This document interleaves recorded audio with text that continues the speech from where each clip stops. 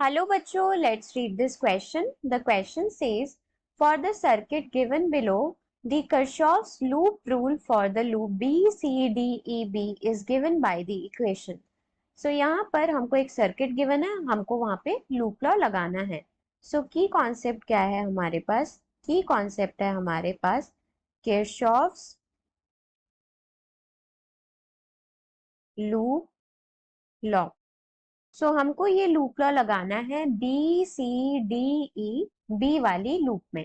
सो B C D E B loop हम दोबारा बना लेते हैं. सो अगर हम इसको ड्रॉ करेंगे तो ये पॉइंट है बी. यहां पर हमारे पास एक रेजिस्टेंस जुड़ा हुआ है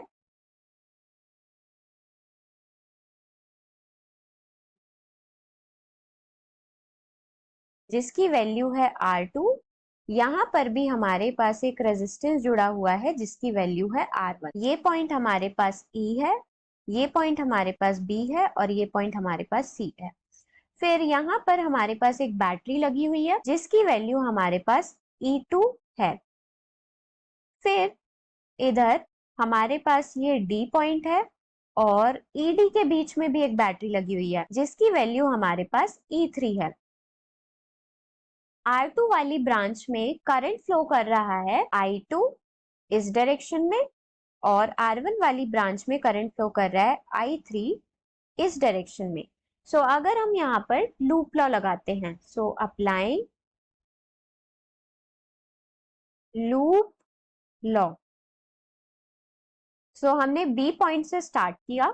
सो VB हम इस डायरेक्शन में मूव कर रहे हैं. सो VB minus I2 into R2, क्योंकि हम करंट की डायरेक्शन में मूव कर रहे हैं तो पोटेंशियल डिफरेंस डिक्रीज होगा. फिर बैटरी में हम पॉजिटिव से नेगेटिव की तरफ मूव कर रहे हैं तो माइनस E2. फिर जब हम D से E मूव करें तो हम बैटरी में नेगेटिव से पॉजिटिव की तरफ मूव करें तो वो हो जाएगा प्लस E3.